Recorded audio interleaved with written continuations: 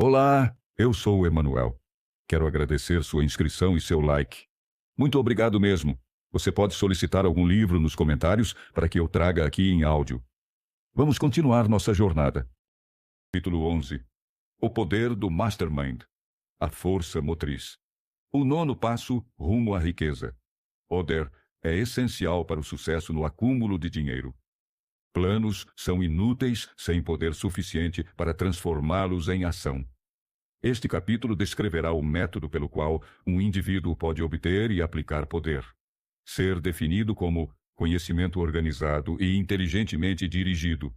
Poder, como o termo é usado aqui, refere-se ao esforço organizado suficiente para permitir que um indivíduo transmute o desejo em seu equivalente monetário.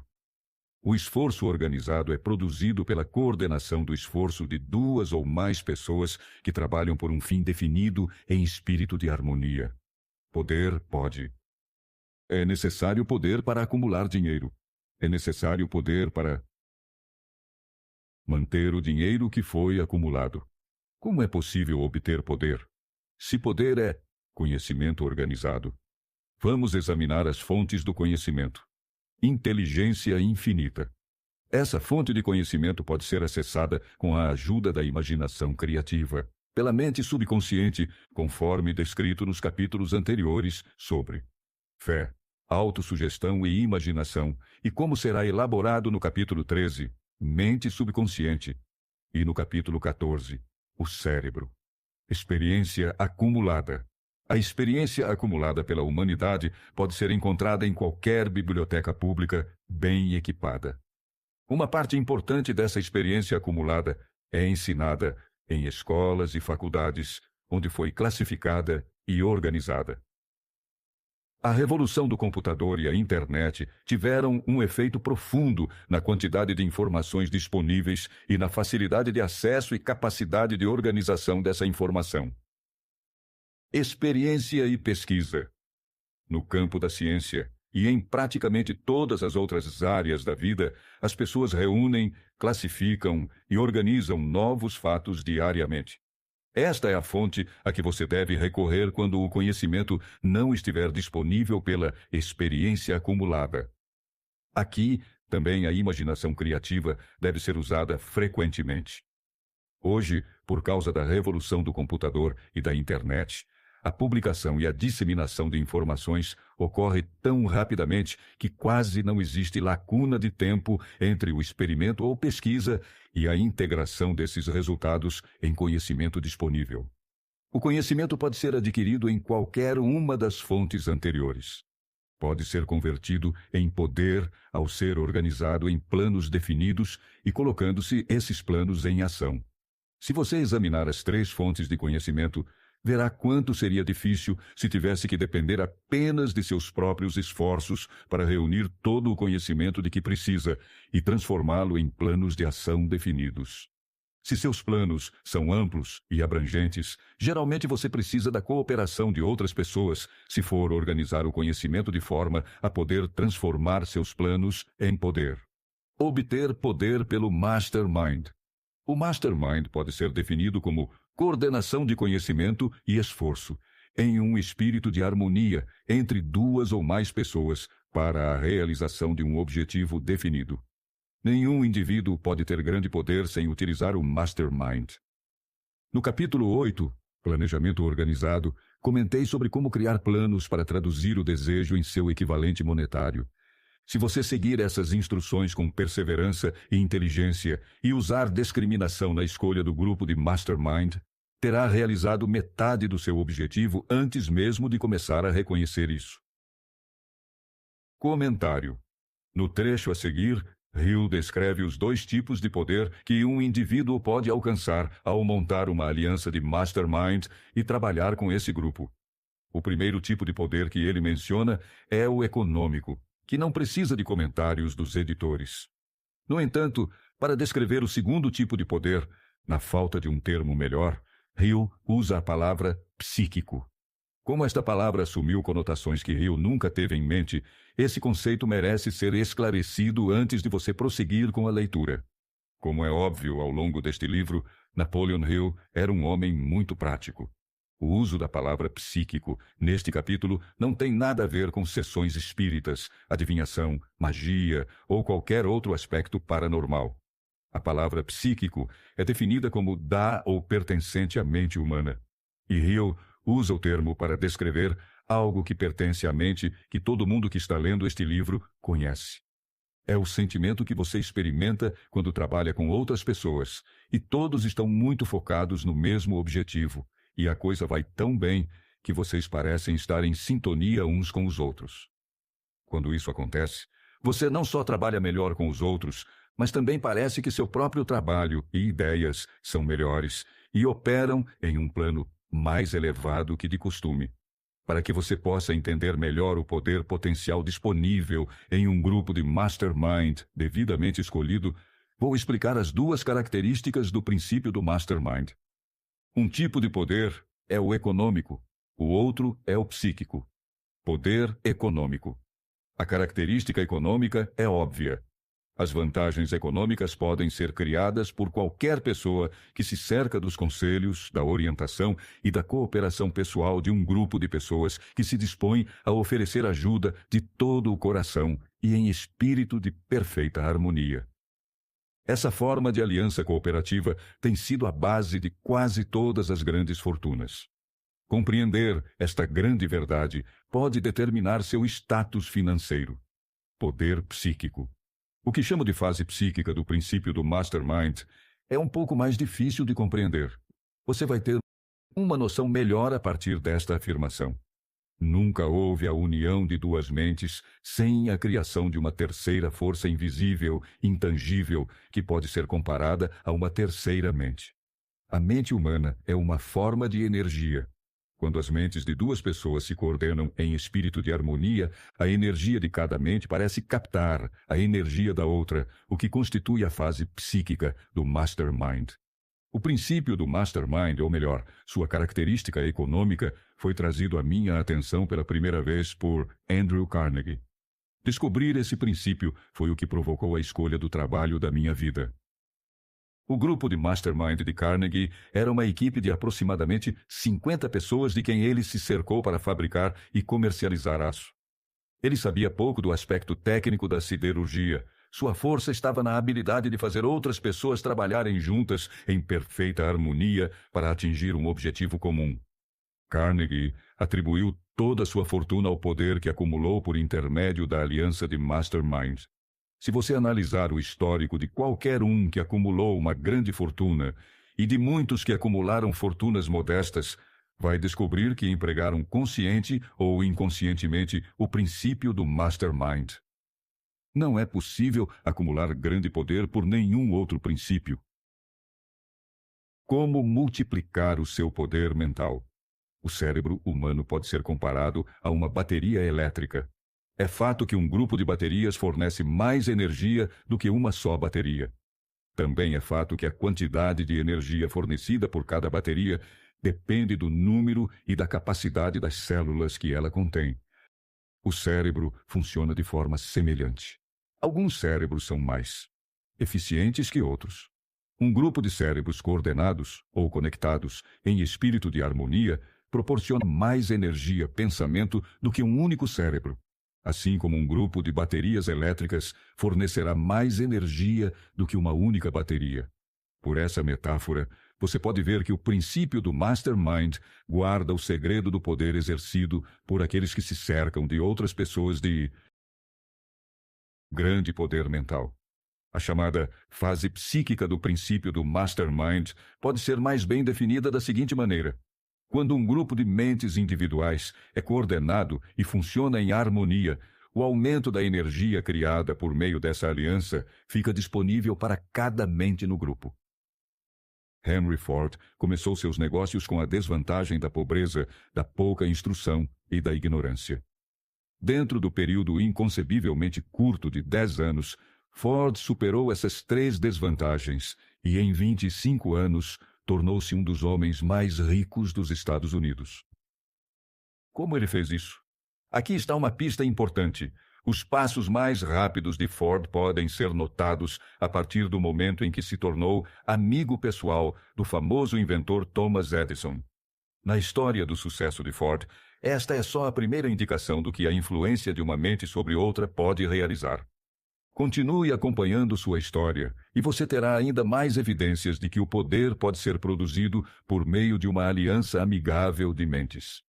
É fato que as realizações de maior destaque de Ford tornaram-se ainda mais pronunciadas mais tarde, depois que ele conheceu Harvey Firestone, John Burroughs e Luther Burbank, homens de grande capacidade mental. As pessoas assumem a natureza, os hábitos e o poder de pensamento daqueles com quem se associam em uma disposição de solidariedade e harmonia. Pela associação com Edison, Burbank, Burroughs e Firestone, Ford adicionou a própria força intelectual, a inteligência, a experiência, o conhecimento e a força espiritual desses 4 homens. Henry Ford usou o princípio do Mastermind exatamente da maneira descrita neste livro. Este princípio está disponível para você. Já mencionei Mahatma Gandhi. Vamos revisar o método pelo qual ele alcançou seu estupendo poder. É possível explicar em poucas palavras. Ele adquiriu poder ao induzir mais de 200 milhões de pessoas a se coordenarem de corpo e mente em um espírito de harmonia para um propósito definido. Em suma, Gandhi realizou um milagre, pois é um milagre quando 200 milhões de pessoas são induzidas, não forçadas, a cooperar em um espírito de harmonia. Se você duvida de que isso seja um milagre, tente fazer 2 pessoas cooperarem em espírito de harmonia por qualquer período de tempo. Toda pessoa que gerencia uma empresa sabe o quanto é difícil fazer os funcionários trabalharem juntos em um espírito que se assemelhe remotamente à harmonia. Comentário. O primeiro passo para formar sua aliança de Mastermind é conhecer claramente seu desejo. Seu desejo vai dizer de que você precisa. Pode ser um grupo pequeno, apenas 2 ou 3 pessoas, como foi o caso de Steve Jobs e Steve Wozniak quando criaram a Apple, de Bill Gates e Paul Allen lançando a Microsoft, ou de Steven Spielberg, Jeffrey Katzenberg e David Geffen criando a DreamWorks SKG. Ou pode ser um grande grupo, como a Aliança de Mastermind de 30 diretores regionais da Century 21 Real Estate, que o fundador Arthur Bartlett acredita firmemente ser essencial para o sucesso da empresa. Napoleon Hill sugere que, na maioria dos casos, o grupo deve ter 1 dúzia de pessoas ou menos e, em geral, quanto menor, melhor. Escolher as pessoas significa encontrar aquelas que não só compartilham de sua visão, mas também de suas ideias, informações e contatos. Elas vão permitir que você use toda a força de sua experiência, treinamento e conhecimento como se fosse sua, e farão tudo isso em um espírito de perfeita harmonia. A questão que vem imediatamente à mente de todos os leitores é: onde encontro pessoas que me ajudem nesse grau? Napoleon Hill não pode responder a essa pergunta, mas diz o que procurar. Onde procurar é com você. E se você tem realmente o desejo de alcançar o sucesso, vai começar a procurar e não vai desistir até encontrar as pessoas certas. A descrição do Mastermind que Napoleon Hill faz a seguir é ampliada com material adicional de artigos e palestras que ele escreveu após a publicação de Quem Pensa Enriquece. Esses escritos foram compilados para publicação pelo amigo, mentor e associado comercial de Hill, W. Clement Stone, e aparecem em 2 livros, Keys to Success e Believe and Achieve, de Napoleon Hill. Encontrando os membros do seu Mastermind. Alice a um grupo de tantas pessoas quantas puderem ser necessárias para montar um Mastermind que o ajude na criação e execução de seu plano ou planos para a acumulação de dinheiro. Cumprir esta instrução é absolutamente essencial. Escolha associar-se a pessoas que compartilhem de valores, objetivos e interesses comuns, mas que tenham individualmente um forte desejo de contribuir com o esforço geral. Tentativa e erro fazem parte do processo, mas, acima de tudo, há 2 qualidades para manter em mente. A primeira é a capacidade de fazer o trabalho. Não selecione pessoas para sua aliança só porque as conhece e gosta delas. Tais pessoas são valiosas para você porque melhoram sua qualidade de vida, mas não são. necessariamente adequadas para uma aliança de mastermind. Seu melhor amigo pode não ser o profissional de marketing mais experiente, mas talvez possa apresentá-lo a alguém que seja. A segunda qualidade é a capacidade de trabalhar em espírito de harmonia com outras pessoas. Deve haver uma reunião completa de mentes, sem quaisquer reservas. A ambição pessoal deve ser subordinada à realização do propósito da aliança. Isso inclui você mesmo. Você também deve insistir na confidencialidade. Algumas pessoas podem revelar uma ideia simplesmente porque adoram conversar. Você não precisa delas em seu grupo. Entre em sintonia com todos os membros do grupo. Tente imaginar como você reagiria em uma determinada situação se estivesse no lugar deles. Preste atenção à linguagem corporal. Às vezes, expressões faciais e movimentos dizem muito mais sobre o que uma pessoa sente do que as palavras que ela profere. Seja sensível ao que não é dito. Às vezes, o que é deixado de fora é muito mais importante do que o que é incluído. Não tente enquadrar o grupo muito rápido. Dê espaço àqueles que querem testar ideias bancando o advogado do diabo, compensando o seu mastermind. Antes de formar sua aliança de mastermind, decida que vantagens e benefícios você pode oferecer aos membros do grupo em troca de cooperação. Ninguém trabalha indefinidamente sem alguma compensação. Nenhuma pessoa inteligente deve solicitar ou esperar que outra trabalhe sem uma compensação adequada. Riqueza certamente será o maior atrativo para seus membros. Seja justo, generoso em sua oferta. O reconhecimento e a autoexpressão podem ser tão importantes quanto o dinheiro para alguns de seus membros. Lembre-se de que nessas parcerias o princípio do esforço extra, fazer mais e melhor do que aquilo pelo que é pago, é especialmente importante. Como líder, você deve dar o exemplo que os outros vão seguir. Cada membro deve concordar desde o início com a contribuição que cada um vai dar e com a divisão de benefícios e lucros. Caso contrário, tenha certeza de que a discórdia surgirá, você vai desperdiçar o tempo de todos, arruinar amizades, e seu empreendimento será destruído. Reunindo-se com seu mastermind.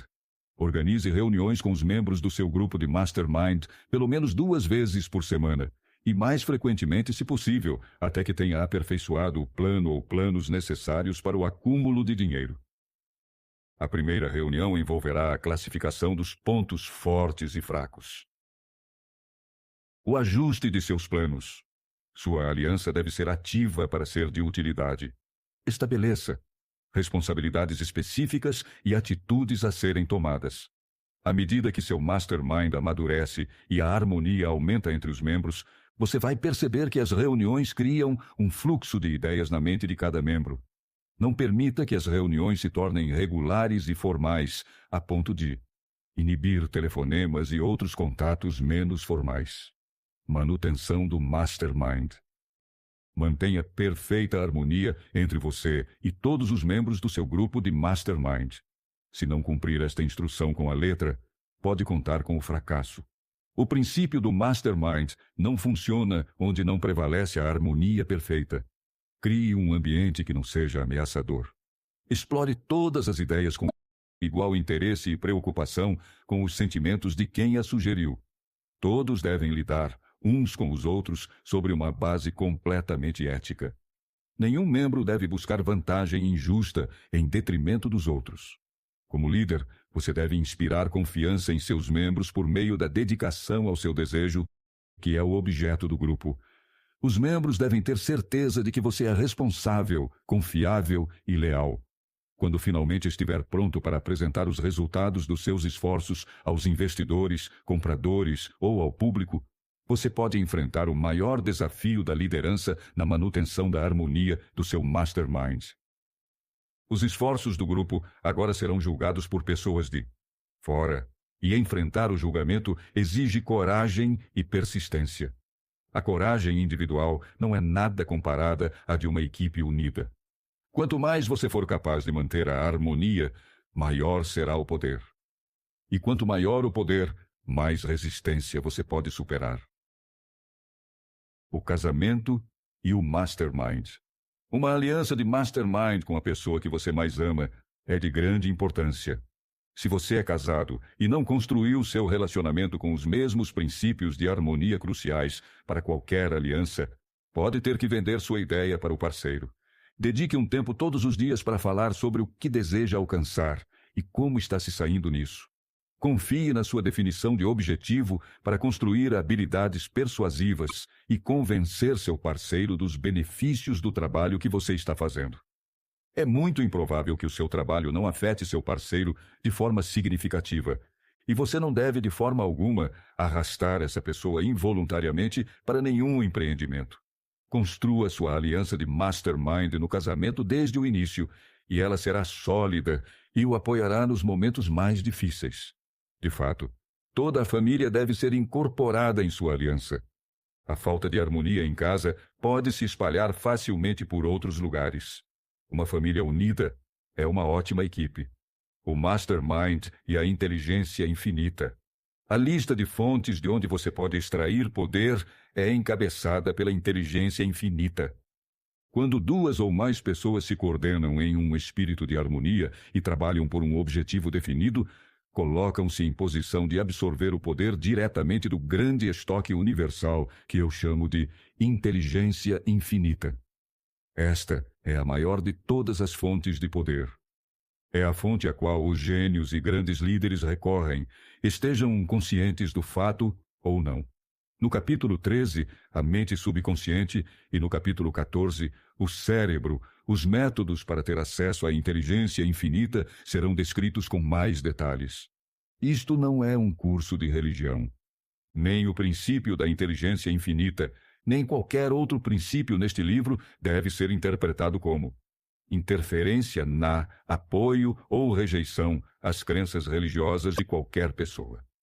Este livro se restringe exclusivamente a instruir o leitor sobre como transmutar o objetivo definido do desejo por dinheiro em seu equivalente monetário. Leia e realmente pense sobre o que está lendo. Em breve todo o assunto se desdobrará e você o verá em perspectiva. Neste ponto, você está vendo apenas os detalhes dos capítulos individualmente. Comentário. Este capítulo não seria completo sem comentarmos sobre um mastermind que surgiu quase 15 anos depois da primeira publicação de Quem Pensa Enriquece. A aliança de mastermind de Napoleon Hill com o empresário e filantropo multimilionário W. Clement Stone. Em 2 de maio de 1951, Napoleon Hill, com 67 anos de idade, e sua esposa Annie Lou concordaram que era hora de Napoleon pensar em se aposentar. Decidiram começar pelas palestras, que seriam encerradas depois que ele cumprisse os compromissos já agendados, inclusive o que estava programado para algumas semanas mais tarde em Chicago. Sem que eles soubessem, W. Clement Stone havia garantido lugar para esse evento na mesa principal, ao lado de Napoleon Hill. Como Hill, Stone nasceu pobre. Aos 6 anos de idade, começou a vender jornais para ajudar a pagar o aluguel e, aos 13, era dono da própria banca. Aos 16 anos, vendia apólices de seguro e, aos 20, tinha conseguido juntar $100 americanos, que usou para abrir a própria seguradora. Stone era um vendedor e motivador consumado, e sua empresa foi muito bem. Então, em 1938, ele leu esta obra e se sentiu tão inspirado que comprou uma cópia para cada um de seus funcionários, o que continuou fazendo a cada nova pessoa que entrava na empresa. Ao longo dos anos, isso somou milhares de cópias. Quando Stone foi apresentado a Hill, ele falou sobre todas as cópias que havia comprado e disse acreditar firmemente que o livro de Hill havia transformado sua força de vendas e sua empresa de modestas em um sucesso extraordinário. Napoleon Hill e W. Clement Stone descobriram que estavam tão completamente de acordo que, no final do primeiro encontro, Hill decidiu adiar a aposentadoria e se juntar a Stone em um empreendimento dedicado a criar um mundo melhor para esta geração e as próximas. Em um ano, eles lançaram a Napoleon Hill Associates. Publicaram novos livros de Hill, inclusive Como Aumentar o Seu Próprio Salário e The Master Key to Riches. Reeditaram os best-sellers anteriores de Hill e escreveram juntos um novo best-seller, Atitude Mental Positiva. Também lançaram a revista Success Unlimited, criaram o curso AMP, A Ciência do Sucesso para Estudar em Casa, programas de televisão, programas de rádio, um documentário, A New Sound in Paris, que mostrou as incríveis mudanças ocorridas quando toda a cidade de Paris, no Missouri, adotou a filosofia de Napoleon Hill, e ambos atravessaram o país palestrando, ensinando, dando entrevistas e divulgando a filosofia para o maior número possível de pessoas. Além de trabalhar na Napoleon Hill Associates, Hill também era consultor da empresa de W. Clement Stone, Combined Insurance Company of America. Hill projetou e implementou um novo programa de treinamento para equipes de vendas, cujo enorme sucesso surpreendeu o mundo dos negócios, ajudando Stone a ampliar sua empresa de 30 milhões de dólares americanos em ativos para 100 milhões de dólares americanos em menos de 10 anos. Quando W. Clement Stone faleceu em 2002, sua empresa, hoje conhecida como ON Corporation, tinha uma receita de 2 bilhões de dólares americanos por ano. W. Clement Stone havia doado pessoalmente mais de 275 milhões de dólares americanos a várias organizações de caridade e filantrópicas. Talvez nunca tenha havido um exemplo maior de coordenação de conhecimento e esforço em espírito de harmonia entre duas ou mais pessoas para a realização de um objetivo definido. O grande volume de trabalho e o alcance da influência, somados em um período de 10 anos por Napoleon Hill e W. Clement Stone, não deixa dúvidas sobre o poder e a importância de uma aliança de mastermind. O poder das emoções positivas. O dinheiro é tímido e evasivo. Deve ser cortejado e conquistado por métodos não diferentes daqueles usados por um amante determinado.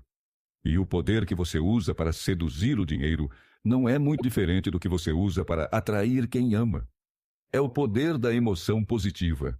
Esse poder, quando utilizado com sucesso na busca do dinheiro, deve ser misturado com a fé. Deve ser misturado com o desejo. Deve ser misturado com a persistência. Deve ser aplicado por meio de um plano, e esse plano deve ser posto em prática. Quando o dinheiro vem em grandes quantidades, ele flui para aquele que o acumula com a mesma facilidade com que a água flui para baixo. Existe uma grande corrente de poder invisível que pode ser comparada a um rio que flui em duas direções. Um lado flui em uma direção, levando todos que entram nesse lado da correnteza para frente e para cima, rumo à riqueza. O outro lado flui na direção oposta, levando todos os que são infelizes o suficiente para entrar nele e que não conseguem sair, para baixo, para a miséria e a pobreza. Todos aqueles que acumularam uma grande fortuna reconheceram a existência desse fluxo de vida. Ele é o nosso processo de pensamento. As emoções positivas formam o lado do fluxo que leva à fortuna. As emoções negativas formam o lado que leva à pobreza.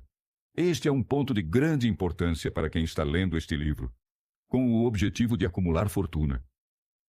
Se você está preso no lado da corrente de poder que leva à pobreza, este livro vai servir como um remo com o qual você pode se mover para o outro lado do fluxo.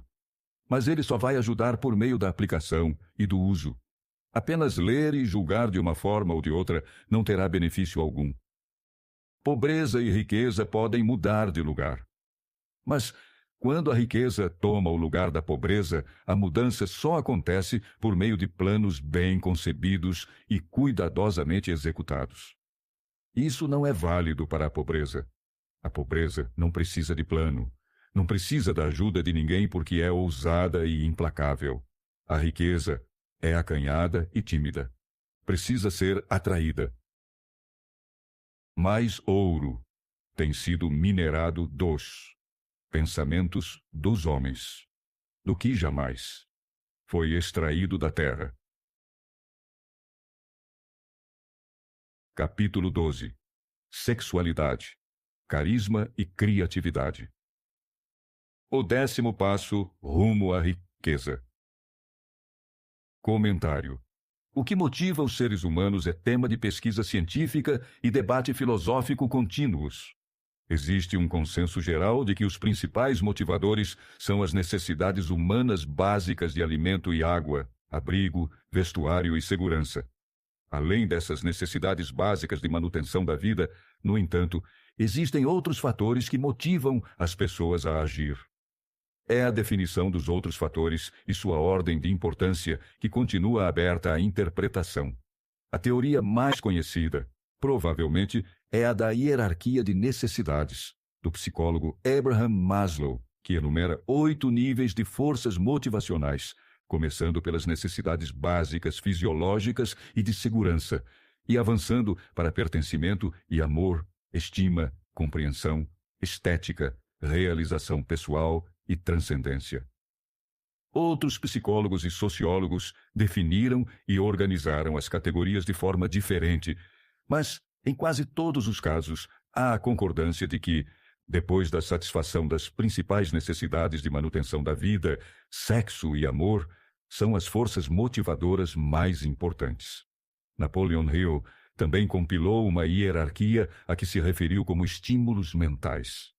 Como Maslow e outros pesquisadores, Hill identificou o sexo e o amor como os mais poderosos fatores, dentre os que não são de manutenção da vida, para a motivação humana.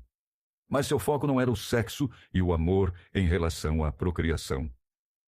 Hill ficou intrigado com a teoria de que, se o sexo e o amor são forças tão poderosas para induzir o ser humano à ação, poderia haver uma correlação com a realização excepcional ou o sucesso material. Se existe tal relação, a força motivadora pode ser intencionalmente canalizada para esses propósitos. Na edição original do capítulo a seguir, Hill usou termos como emoção do sexo e energia do sexo, na análise dessas forças motivadoras em relação à atitude e à personalidade. Nesse contexto, o uso da palavra sexo não tem a conotação física que muitas vezes tem hoje. Atualmente, esses conceitos seriam transmitidos por palavras como sexualidade, paixão ou carisma. Nesta edição, quando apropriado, os editores optaram pelo uso moderno destes e de outros termos similares. Carisma. O mundo é governado pelas emoções humanas, e são elas que estabelecem o destino da civilização. As pessoas são mais influenciadas por sentimentos do que pela razão. Sua criatividade é acionada inteiramente pelas emoções e não pela razão fria. A mente humana responde a estímulos pelos quais pode ser agitada, de tal forma que assume características como entusiasmo, imaginação criativa e desejo intenso. Os estímulos aos quais a mente responde mais livremente são: 1. Desejo de expressão sexual. 2. Amor. 3. Desejo ardente de fama, poder ou ganho financeiro. Dinheiro. 4. Música. 5. Amizade próxima e ou admiração. 6. Uma aliança de mastermind baseada na harmonia de 2 ou mais pessoas que se aliam para o avanço. 7. Sofrimento em comum, como o que acomete pessoas que são perseguidas. 8. Autossugestão. 9. Medo. 10. Álcool e drogas. O desejo de expressão sexual vem no topo da lista de estímulos que aceleram a mente e põem em movimento as rodas da ação física. As emoções associadas ao impulso sexual humano criam um estado mental. Quando motivadas por esse desejo, as pessoas muitas vezes mostram coragem, força de vontade, persistência, imaginação e capacidade criativa que normalmente não possuem. Tão forte e motivador é o desejo de expressão sexual que as pessoas põem em risco vida e reputação por causa dele. Um rio pode ser represado e sua água controlada por um tempo, mas acaba forçando uma saída. A mesma coisa acontece com as emoções relacionadas à expressão sexual. Podem ser submersas e controladas por um tempo, mas sua própria natureza faz com que estejam sempre buscando meios de expressão. O desejo de expressão sexual é inato e natural. O desejo não pode e não deve ser submerso ou eliminado, mas pode ter outras saídas que enriqueçam o corpo, a mente e o espírito. Quando dominada e redirecionada, essa motivação tem sido usada como uma poderosa força criativa na literatura, arte e em outras atividades, inclusive no acúmulo de riqueza. Um professor que treinou mais de 30.000 vendedores chegou à conclusão de que indivíduos sexualmente mais confiantes são os vendedores mais eficientes. A explicação é que o traço de personalidade conhecido como magnetismo pessoal é uma manifestação de energia sexual. Comentário. Foram realizados numerosos estudos psicológicos e sociológicos sobre a relação entre sexualidade e sucesso que tendem a apoiar a observação de Hill. Como as características físicas são os aspectos mais quantificáveis da sexualidade, a maioria dos estudos de pesquisa se concentra em gênero, atratividade, tamanho corporal e idade, e mede indicadores como primeiras impressões, expectativa de desempenho, percepção de desempenho e interação social. Esses estudos geralmente concluem que, quando se comparam indivíduos de igual competência para os homens, a percepção é a de que aqueles mais altos se dão melhor que os mais baixos. Alguém com muito cabelo vai superar alguém que é calvo. O bonito ou viril vai superar o sem graça ou o mais velho. Para as mulheres, os resultados são comparáveis. A percepção é que a atraente se sai melhor que a sem graça, magra ou curvilínea. Marca mais pontos que as que têm sobrepeso e espera-se que as jovens sejam melhores que as mais velhas. Essas observações sobre sexualidade física podem parecer óbvias, mas levam a uma conclusão muito significativa. Obviamente, nem todas as pessoas bem-sucedidas são altas e viris ou atraentes e bem torneadas de corpo. É também um fato que o sucesso dos que são baixos, carecas, gordos ou sem graça nem sempre é decorrente de habilidade superior ou sorte. Claramente, há outro tipo de atrativo que muitas vezes supera o apelo físico. Esse outro tipo de atratividade está ligado à sexualidade humana, mas não é o que normalmente seria chamado de sexy. Costuma-se dizer que as pessoas com essa qualidade têm química, personalidade, charme ou apelo. Hill chamou esse tipo de atração de magnetismo pessoal. Hoje, o termo mais comum é carisma. Ao empregar vendedores, um bom gerente de vendas procura magnetismo pessoal ou carisma como primeiro requisito. Pessoas sem esse tipo de energia sexual jamais se tornarão entusiastas nem inspirarão os outros com entusiasmo. E o entusiasmo é um dos requisitos mais importantes em vendas, não importa o que seja vendido. O orador público, pregador, advogado ou vendedor que carece de carisma é um fracasso em relação à capacidade de influenciar os outros. Isso, bem como o fato de que a maioria das pessoas é influenciada pelo apelo às suas emoções, deve convencê-lo com facilidade da importância do carisma como parte das habilidades do vendedor. Os melhores vendedores dominam a arte das vendas porque transmutam, de forma consciente ou subconsciente, o carisma, energia sexual, em entusiasmo nas vendas. Essa afirmação explica o significado real e prático da transmutação. Sexual. O significado da palavra transmutar é, em linguagem simples, a alteração ou transferência de um elemento ou forma de energia em outro.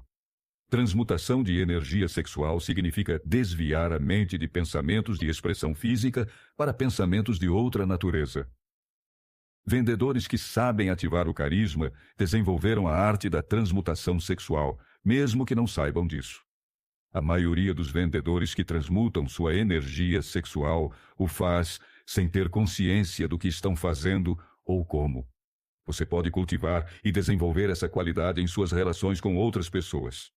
Por meio de cultivo e compreensão, essa força motivadora vital pode ser aproveitada e utilizada com grande vantagem nas relações entre pessoas. Essa energia pode ser comunicada a outros das seguintes maneiras. 1. Aperto de mão. O toque da mão indica instantaneamente a presença de carisma ou a falta dele. 2. Tom de voz. Carisma ou energia sexual é o fator com o qual a voz pode ser colorida ou projetada de forma musical e encantadora. 3. Postura e movimentos do corpo. Pessoas com carisma se movem rapidamente e com graça e facilidade. 4. Vibrações do pensamento. Pessoas com carisma projetam a sexualidade por meio da personalidade de um jeito que influencia aqueles à sua volta. 5. Vestuário e estilo. Pessoas carismáticas geralmente são muito cuidadosas com a aparência pessoal. Costumam selecionar roupas de um estilo que combina com sua personalidade, físico, tom de pele, etc. Comentário. Tendo estabelecido um vínculo entre sexualidade e sucesso na forma de carisma, na seção a seguir, Napoleon Hill explora como a sexualidade também pode ser um fator motivador de sucesso, aumentando a criatividade. Para ilustrar a conexão, Hill aproveita as biografias de figuras históricas que exibiram carisma e criatividade excepcional. Desde o tempo em que Hill conduziu sua pesquisa, muitas mulheres ascenderam a cargos de poder e influência. Suas realizações foram bem documentadas e estão prontamente disponíveis em livrarias e bibliotecas. No entanto, quando Hill estava reunindo seus dados, a maioria das biografias históricas disponíveis era sobre homens bem-sucedidos. Além disso, industriais e líderes políticos bem-sucedidos que ele havia estudado pessoalmente durante os 30 anos anteriores também eram homens. Por causa dessa limitação, Hill não teoriza sobre o papel que os homens podem desempenhar na motivação do sucesso das mulheres. Esta questão é abordada em um comentário editorial posterior. Criatividade. Achei muito significativo quando fiz a descoberta de que praticamente todo grande líder que tive o privilégio de analisar era um homem cujas conquistas eram amplamente inspiradas por uma mulher. Na maioria dos casos, a mulher era a esposa de quem o público tinha escutado pouco ou nada.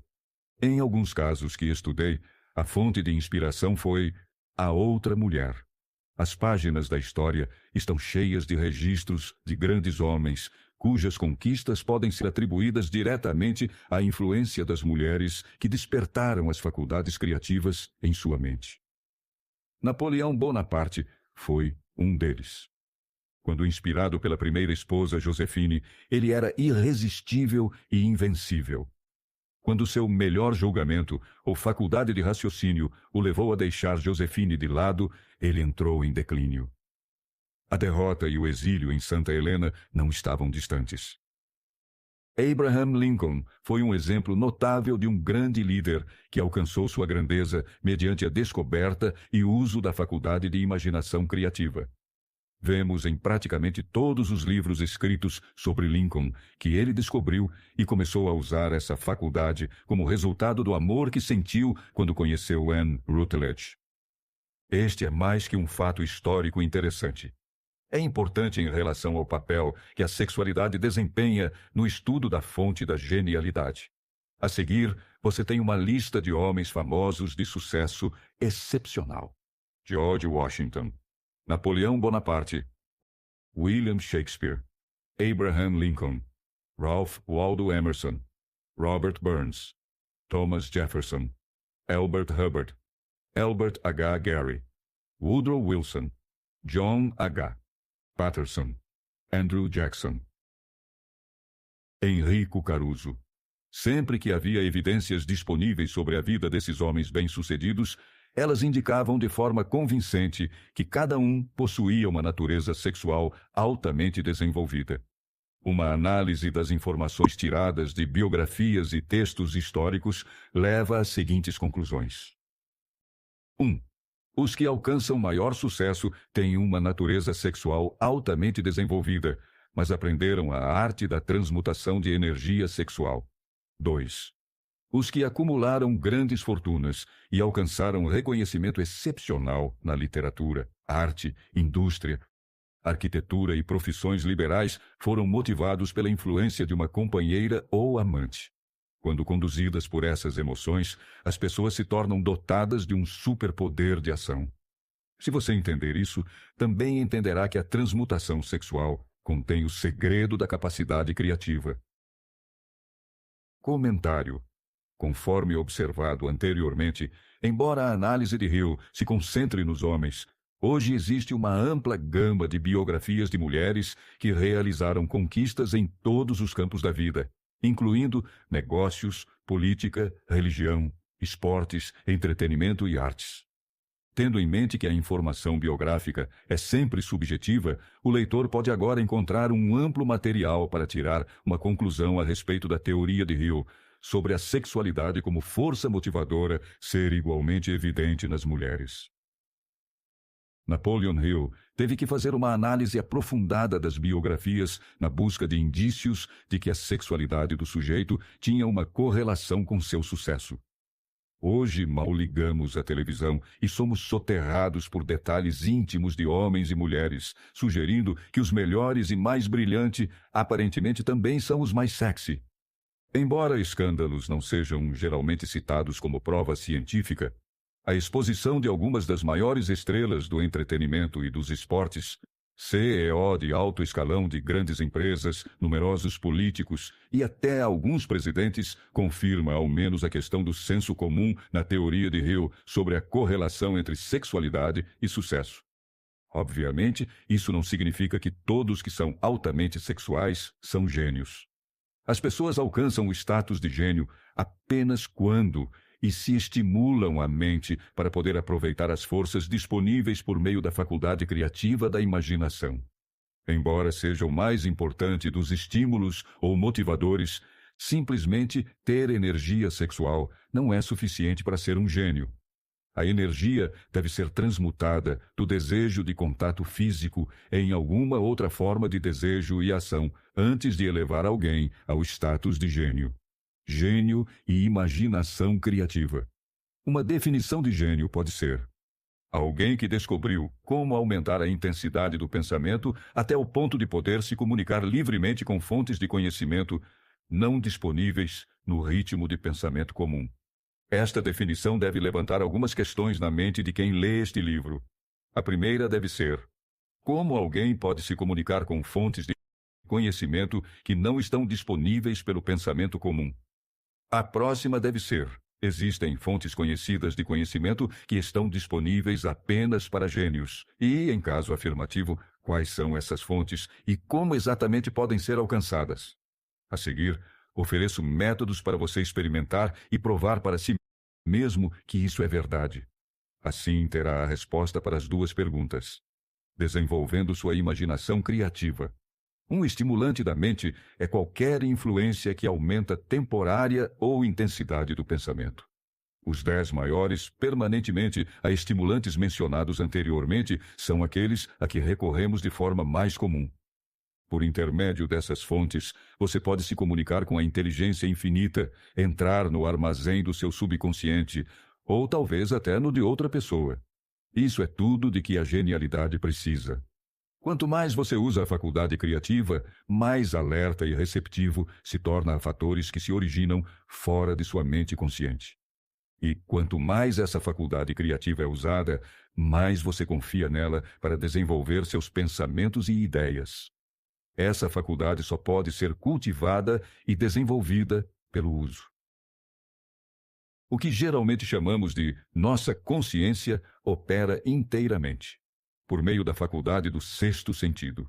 Os grandes artistas, escritores, músicos e poetas tornam-se ótimos porque adquirem o hábito de confiar na vozinha interior que fala por meio da imaginação criativa. Qualquer um com uma imaginação aguçada sabe que algumas de suas melhores ideias passam pelas chamadas intuições. Um dos oradores públicos mais conhecidos admite que seus discursos são de fato excelentes, quando ele fecha os olhos e passa a confiar inteiramente na faculdade da imaginação criativa. Quando perguntaram por que ele havia fechado os olhos antes do clímax de seu discurso, ele respondeu: porque assim falo por meio de ideias que me chegam de dentro. Um dos financistas mais bem-sucedidos e conhecidos dos Estados Unidos tem o hábito de fechar os olhos por 2 ou 3 minutos antes de tomar uma decisão. Quando perguntaram o porquê disso, ele respondeu: com os olhos fechados, posso aproveitar uma fonte de inteligência superior. Elmer R. Gates criou mais de 200 patentes úteis por meio do processo de cultivar e usar sua faculdade criativa. Seu método é significativo e interessante para qualquer pessoa interessada em alcançar o status de gênio. Gates foi um dos grandes cientistas do mundo, embora menos divulgado. Em seu laboratório, ele tinha o que chamava de sala de comunicação pessoal. Era praticamente a prova de som, e toda a luz podia ser blindada. Havia uma pequena mesa na qual ele mantinha um bloco de papel. Na frente da mesa, na parede, havia um interruptor de luz. Quando Gates desejava recorrer às forças disponíveis à sua imaginação criativa, ia para essa sala, sentava-se à mesa, apagava as luzes e se concentrava nos fatores conhecidos da invenção em que estava trabalhando. Ficava naquela posição até começarem a lampejar em sua mente ideias ligadas aos fatores desconhecidos da invenção. Em uma ocasião, as ideias surgiram tão rápido que ele foi obrigado a escrever por quase 3 horas. Quando os pensamentos pararam de fluir, ele examinou as anotações e descobriu que continham uma descrição minuciosa de princípios que não tinham paralelo nos dados conhecidos do mundo científico. Além disso, a resposta a seu problema estava ali nas anotações. Gates ganhava a vida, sentando-se para ter ideias. Fazia isso para indivíduos e corporações, e algumas das pessoas mais sensatas e as maiores corporações tradicionais dos Estados Unidos pagavam por essa prestação de serviço. A parte da mente que você geralmente usa para o raciocínio pode ser falha, porque é guiada em grande parte por sua experiência acumulada. Nem todo o conhecimento que você obteve pela experiência é exato. Muitas vezes, suas ideias criativas são muito mais confiáveis, porque provêm de fontes mais confiáveis que as disponíveis para a faculdade mental do raciocínio. Os métodos utilizados por gênios estão disponíveis para você. A principal diferença entre o gênio e o inventor comum é que o gênio usa as faculdades de imaginação sintetizada e criativa. Por exemplo, o inventor científico começa uma invenção organizando e combinando as ideias conhecidas, ou princípios acumulados pela experiência, por meio da faculdade sintetizada, a faculdade de raciocínio. Se esse conhecimento acumulado for insuficiente, o inventor aproveita as fontes de conhecimento disponíveis por meio da faculdade criativa. O método usado varia de indivíduo para indivíduo, mas a essência do procedimento é a seguinte. 1. O inventor estimula sua mente para que ela funcione em um plano superior ao mediano, por meio de um ou mais dos estimulantes mentais. 2. O inventor concentra-se então nos fatores conhecidos, a parte acabada da invenção, e cria em sua mente uma imagem perfeita dos fatores desconhecidos, a parte incompleta da invenção. O inventor mantém essa imagem em mente até que ela tenha sido absorvida pela mente subconsciente. Depois relaxa, limpa a mente de todos os pensamentos e espera que a resposta lampeje em sua cabeça. Às vezes, os resultados são definidos e imediatos. Em outras, os resultados são negativos, dependendo do estado de desenvolvimento do sexto sentido ou faculdade criativa. Thomas Edison tentou mais de 10.000 combinações diferentes de ideias por meio da faculdade sintética da imaginação antes de se sintonizar pela faculdade criativa e obter a resposta que aperfeiçoou a lâmpada incandescente. A experiência foi parecida quando ele criou o fonógrafo.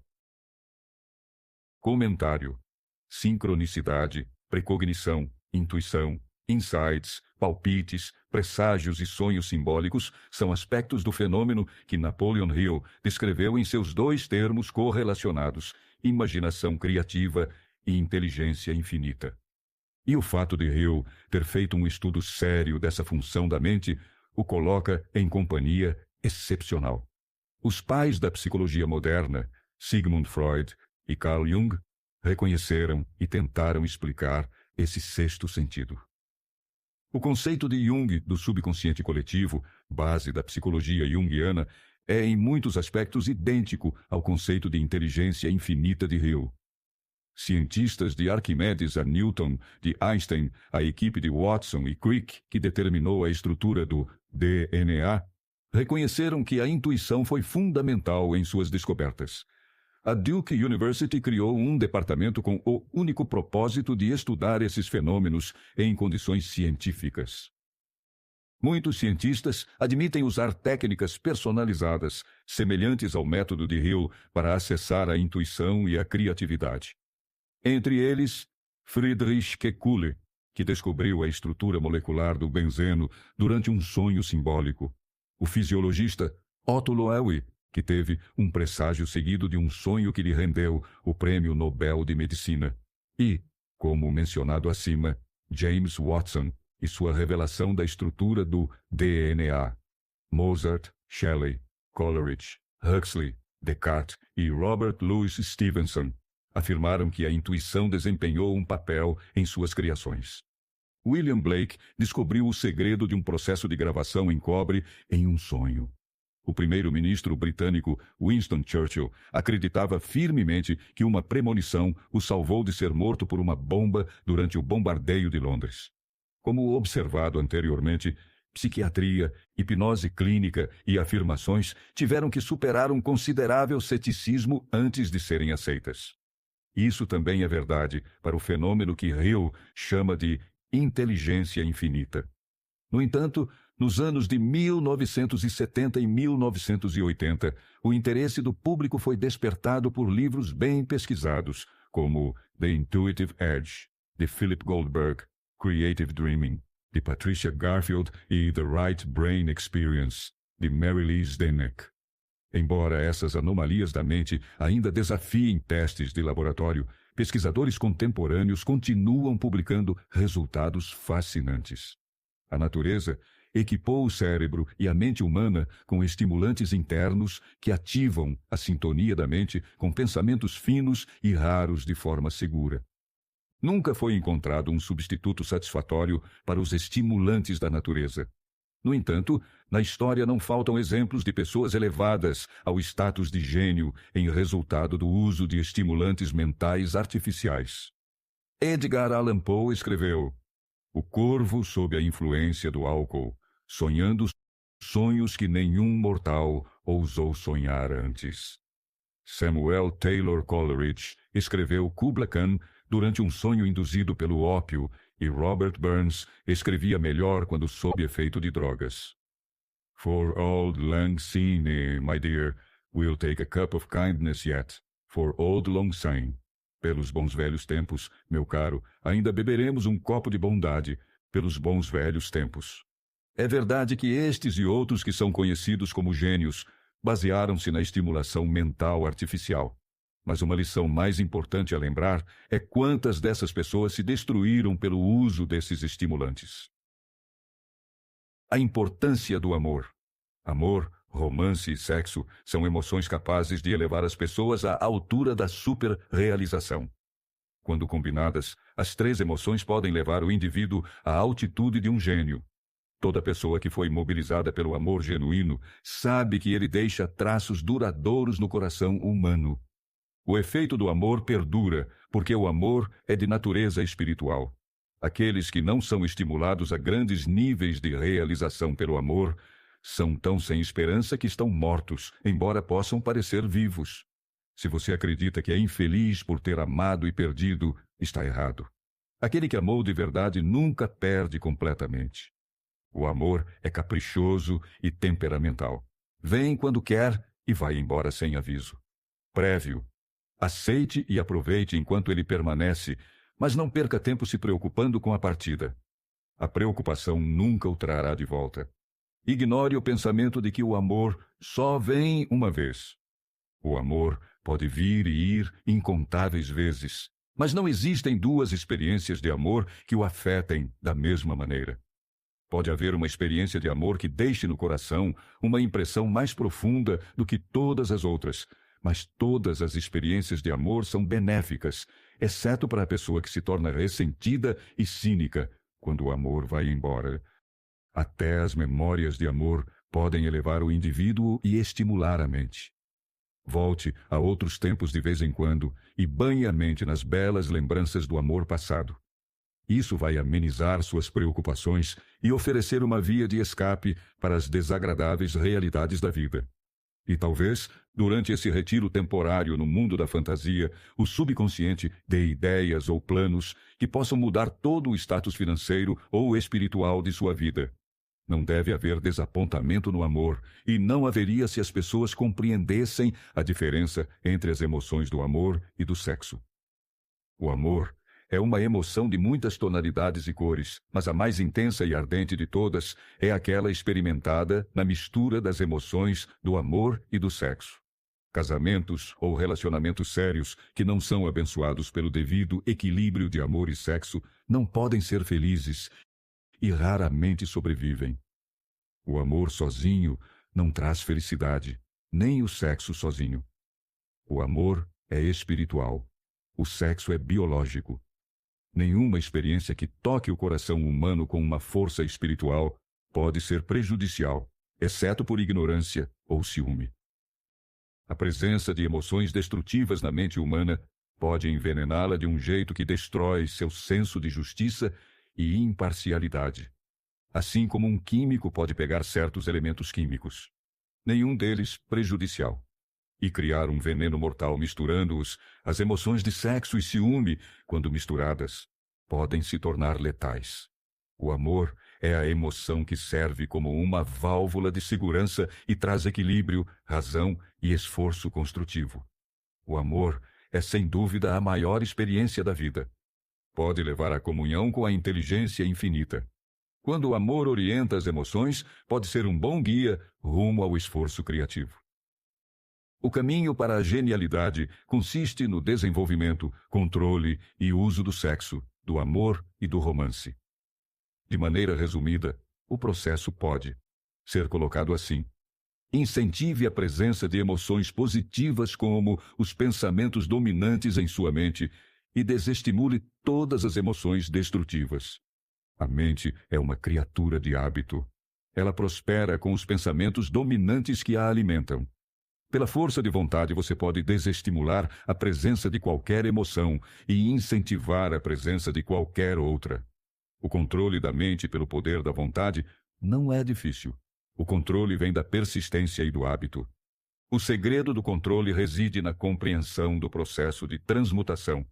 Quando qualquer emoção negativa se apresenta em sua mente, ela pode ser transmutada em uma emoção positiva ou construtiva, pelo simples procedimento de mudar seus pensamentos. Não há outro caminho para a genialidade, a não ser o esforço pessoal voluntário.